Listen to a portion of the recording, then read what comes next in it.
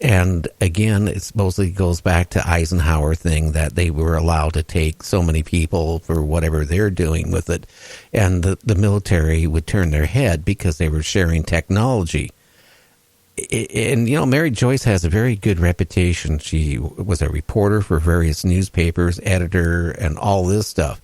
So she knows her job real well. And she really believed this guy was what he claimed he was, because she did check him out with somebody else she knew that worked for the government and was told that this guy did have all these clearances. It kind of concerns me if something like that is still going on where, because I think about it. James, you remember too, one of our guests, said that he investigated. He claimed there was like 30 to 50 million people a year vanishing in our country with no record. That's true, and along with that, there's supposed to be 129 underground bases all over, and if we're working hand in hand with these things, what's their agendas? And I do know one of the theories is we did make a deal, but they kind of got a little greedy, and people are disappearing. And where are they going to? Because let's face it, that's a lot of body mass. So it's got to go somewhere. It just doesn't disappear. It takes up space. So these are all good questions. Absolutely. Well, David tells me, and he's gone into pretty graphic detail with me over the years, that most of the people that are abducted eventually are disposed of. They're used for experimentation, the slave labor until they drop, and he has actually seen the disposal of the bodies, and he, like I said, he has described it. I describe it in the book. It's basically these things, these humans or these other beings are dropped into a cylinder in which all the moisture is removed from them, and they fall to the bottom where they're incinerated. Now, he's also described to me actual experimentations, actual surgeries, to where, and the one thing he did say, most of the incisions were done through the back. Now, he doesn't know if they were taking organs or what they were doing, but these people, if they were abducted, from Earth or from wherever, they just didn't go back. There's a lot of people that have been abducted that just never return. And in fact, I've been involved with cases where, and one in particular, where the individual just did not return. And there was just no explanation as to why it happened. Now, of course, David Paulides has been talking about the missing 411 cases. He doesn't really have an explanation for it, and if he does, he's not really saying it. But that may involve alien abductions. It may be a simple case of people going through some type of gateway without their knowledge and just going into another reality, or some other being is taking them. So, yeah, there are a lot of people that go missing every year. There's no doubt about that, and a lot never return. So, I don't know. There's a lot of speculation as to these underground facilities and the United States and these otherworldly beings working in tandem together. I think a lot of that may have been true a while back, but I just don't know how involved it is now. No. As far as the underground facilities, yeah, there are a lot of those in the United States. And particularly out in the southwest of the United States. But I have also heard about the Smoky Mountain underground area that there does seem to be a lot of disappearances of people around there. Possibly something in and around the Brown Mountain area as well. So, yeah, I've heard a lot of things over the years, but it's just difficult to pinpoint it and to really prove it. Oh, it is. And that's the interesting part. You know, like Timothy Collin has been on my show like 4 or 5 times the past year. In fact, he's going to be coming up here next month again. He was the number 9th implant removal from the late Dr. Roger Lear. And he had an implant removed from him that there's no way it could have been compounded on Earth. But, you know, what I find is strange here, Dr. Roger Lear is gone. He had a surgical team that actually was removing the implants, but nobody has stepped up to do what he was doing. It's like, are they scared to? It's interesting because it's a lot of strange things going on. You know, people claiming that they're being abducted. But you think about this, like me and James talk about it all the time. If I abduct somebody, I'm going to go to prison for the rest of my life. And these abduction cases are nightmares for people. If they're lucky enough to be returned, they're a basket case the rest of their life. They're going to have emotional stress that they'll never get over with. I mean, I hear it by talking to them. Imagine going to bed at night and wondering if you're going to be waking up in bed, or getting in the car and going on a vacation. Well, are you going to make it to where you're going? These are the thoughts that these people have in their mind, and I would not want to be in their situation. But it's something is going on which I don't understand.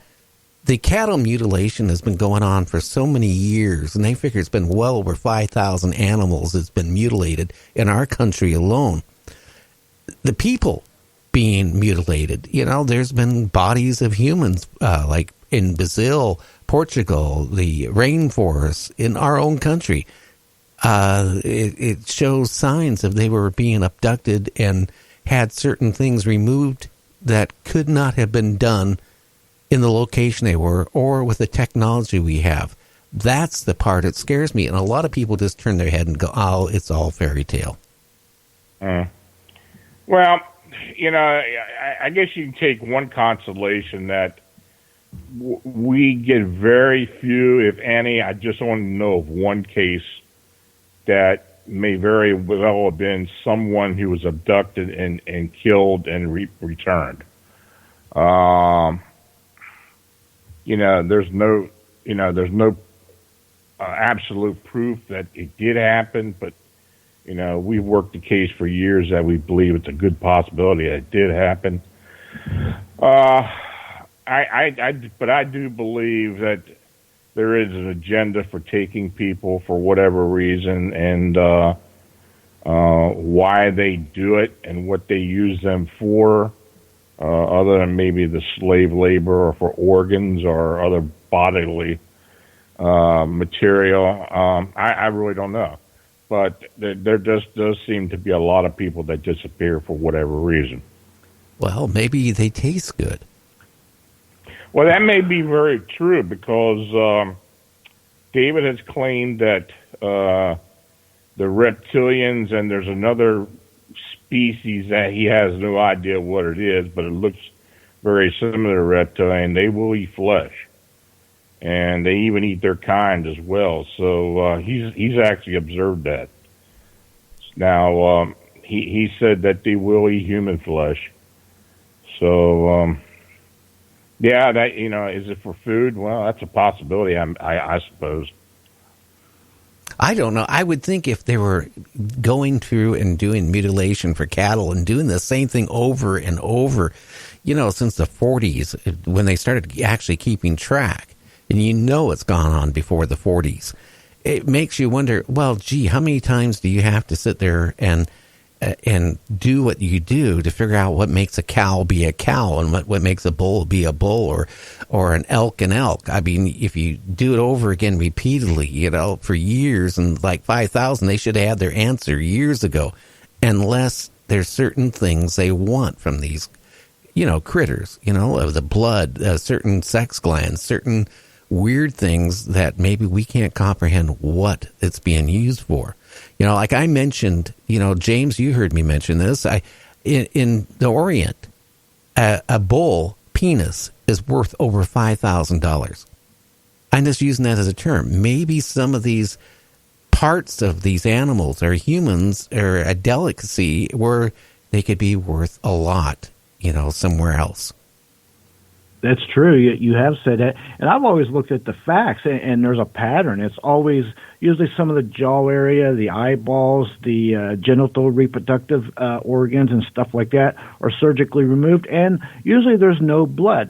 So these are all patterns of facts that we know of, and this goes on for years, hundreds of years, probably. So they have a procedure, they have a routine, what it is and what it's for and what they need it for. These are all good questions. And like you've said before, one of the scientists said that they've done this to cattle while they were alive and standing up because of the water, how it drained down the snout. No, it was a pathologist, a guy who was very well known in that profession. The last mutilation here in Oregon, he claims that if you remove the eyes from a cow or a bull, okay, and they're laying down, the liquid from the brain would drain out, and it would run off the side of their face. It wouldn't run off to their nostrils. The cases that he's investigated is that once the eyes removed, the liquid ran all the way to the nostril, which he says the cattle or the animal would have been standing up when it happened, not laying down. So he said these animals are being, whatever they're having done to them while they're still alive, at least at the start of the offset of what's going on. And that makes me wonder if you're going up to... I talked to an investigator years ago who had a little bit of scientific background as far as with DNA and such. Now his theory is that these otherworldly beings, their morphology is more closely related to bovine DNA as opposed to human DNA. So I don't know if that's a reason why they are taking certain parts of the cows, bovines, steer, or whatever. But that seems to be his theory. I don't know how true that is, but it's something to think about. Well, I feel sorry for whatever animal, be it a cow or a bull or an elk or a human. Again, some of these human mutilations too, the same thing. The eyes removed, the sex gland was removed, the heart was removed, and a lot of the cases too, the puncture wounds where the insides have been removed are like 3 little puncture wounds where somehow it was like sucked out. I don't know. As long as I don't get abducted or somebody in my family, all I can say is it's scary. And some of these people I've had on my show, claim that they've been abducted all, since their childhood, all the way up to the adulthood. Once or twice a year going through that situation. Again, that's why I mentioned that emotionally, some of these people are basket cases. Mm-hmm.